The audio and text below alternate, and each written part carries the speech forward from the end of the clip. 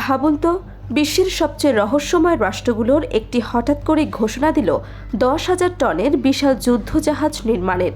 শুধু সমুদ্রের ওপর নয়, পানির গভীরেও মোতায়েন করা হবে নতুন ও গোপন সমরাস্ত্র। এমন ঘোষণা এসেছে ঠিক সেই সময় যখন দীর্ঘ 7 বছর পর উত্তর কোরিয়া সফরে আসছেন চীনের প্রেসিডেন্ট শি জিনপিং। তাহলে কি এটি কেবল সামরিক শক্তির বৃদ্ধির পরিকল্পনা, নাকি বিশ্বের অন্যতম ক্ষমতাধর নেতার সামনে নিজেদের শক্তি প্রদর্শনের মহড়া? উত্তর কোরিয়ার সামরিক কর্মকাণ্ড নিয়ে আবারও আন্তর্জাতিক অঙ্গনে আলোচনা তুঙ্গে উঠেছে। দেশটির নেতা কিম জং উন সম্প্রতি নৌবাহিনীর আধুনিকায়ন ও সমুদ্রভিত্তিক প্রতিরক্ষার সক্ষমতা বাড়ানোর ওপর বিশেষ গুরুত্ব দিয়েছেন। এর অংশ হিসেবে 10,000 টনের একটি আধুনিক ডেস্ট্রয়ার নির্মাণের পরিকল্পনার কথা সামনে এসেছে, যা উত্তর কোরিয়ার নৌবাহিনীর ইতিহাসে অন্যতম বড় প্রকল্প হিসেবে বিবেচিত হচ্ছে।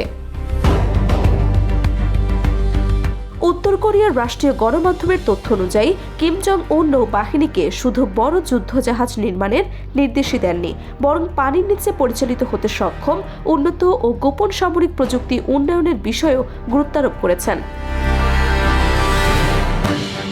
বিশ্লেষকদের মতে এর মাধ্যমে পিয়ংইয়ং তাদের প্রতিরক্ষা কৌশলকে নতুন পর্যায়ে নিয়ে যেতে চায়।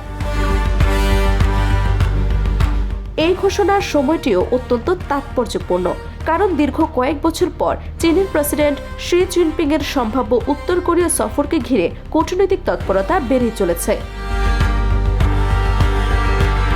আন্তর্জাতিক পর্যবেক্ষকদের ধারণা, এই সফরের আগে নিজেদের সামরিক শক্তি, প্রযুক্তিগত সক্ষমতা এবং কৌশলগত গুরুত্ব তুলে ধরতে এমন উদ্যোগ নেওয়া হয়েছে। সাম্প্রতিক বছরগুলোতে উত্তর কোরিয়া একদিকে রাশিয়ার সঙ্গে সম্পর্ক আরও ঘনিষ্ঠ করেছে, অন্যদিকে চীনের সঙ্গে ঐতিহাসিক মিত্ররাও ধরে রেখেছে। ফলে শি জিনপিং এর সফর শুধু কূটনৈতিক নয়, বরং আঞ্চলিক রাজনীতির জন্য গুরুত্বপূর্ণ বলে মনে করা হচ্ছে। কিম জং উনের জন্য এটি আন্তর্জাতিক পরিসরে নিজের অবস্থান আরও দৃঢ়ভাবে উপস্থাপনের একটি বড় সুযোগ। এর আগে একাধিকবার কিম জং উন দেশের পারমাণবিক অস্ত্র ভান্ডার সম্প্রসারণের প্রয়োজনীয়তার কথা বলেছেন। তার মতে, যুক্তরাষ্ট্র এবং তাদের মিত্রদের সামরিক চাপ মোকাবিলার জন্য শক্তিশালী প্রতিরক্ষার সক্ষমতা বজায় রাখা অপরিহার্য। সেই কৌশলের ধারাবাহিকতায় এখন স্থল এবং আকাশের পাশাপাশি সমুদ্র ভিত্তিক শক্তির বৃদ্ধির ওপরও বিশেষ গুরুত্ব দেওয়া হচ্ছে। সম্প্রতি বিভিন্ন সামরিক স্থাপনা ও নৌঘাঁটি পরিদর্শন করেছেন কিম। যুদ্ধজাহাজ নির্মাণ প্রকল্প তদারকি করার সময় তার সঙ্গে ছিলেন তার কন্যাও।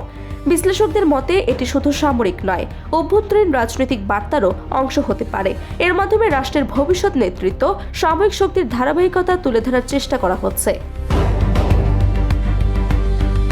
দক্ষিণ কোরিয়ার কয়েকজন সামরিক বিশেষজ্ঞ মনে করেন 10,000 টনের ডেস্ট্রয়ার নির্মাণের ঘোষণা মূলত একটি শক্তিশালী রাজনৈতিক ও কৌশলগত বার্তা, কারণ উত্তর কোরিয়া অতীতে এত বড় যুদ্ধজাহাজ নির্মাণের পরিকল্পনা খুব কমই প্রকাশ এনেছে। তাদের মতে চীনা নেতৃত্বের সফরের আগে এই পদক্ষেপ আন্তর্জাতিক মনোযোগ আকর্ষণের একটি প্রচেষ্টা। বিশেষজ্ঞদের আরেকটি অংশের মতে উত্তর কোরিয়া বিশ্বকে জানিয়ে দিতে চাইছে যে তারা শুধু পারমাণবিক শক্তির ওপর নির্ভরশীল নয়, বরং সমুদ্রভিত্তিক সামরিক সক্ষমতাও দ্রুত বাড়ানোর চেষ্টা করছে। আধুনিক যুদ্ধের বাস্তবতায় শক্তিশালী নৌবাহিনী যে কতটা গুরুত্বপূর্ণ তা বিবেচনায় নিয়ে পিয়ংইয়ং দীর্ঘমেয়াদী প্রতিরক্ষা কৌশল পুনর্গঠন করছে বলেও ধারণা করা হচ্ছে। এদিকে পুরনো নৌবহর আধুনিকায়নের চেষ্টা, অন্যদিকে বিশাল ডেস্ট্রয়ার এবং নতুন সামুদ্রিক অস্ত্র উন্নয়নের ঘোষণা, সব মিলিয়ে উত্তর কোরিয়ার এই পদক্ষেপ আন্তর্জাতিক অঙ্গনে নতুন করে আলোচনার জন্ম দিয়েছে।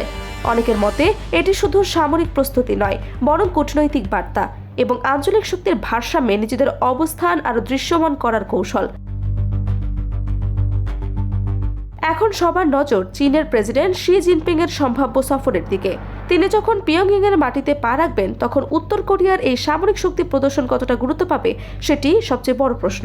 তবে একটি বিষয় স্পষ্ট, কিম জং উন আবারও বিশ্বকে মনে করে দিতে চাইছে যে উত্তর কোরিয়া এখন আন্তর্জাতিক রাজনীতির অন্যতম আলোচিত এবং প্রভাবশালী ভূ রাজনৈতিক শক্তি।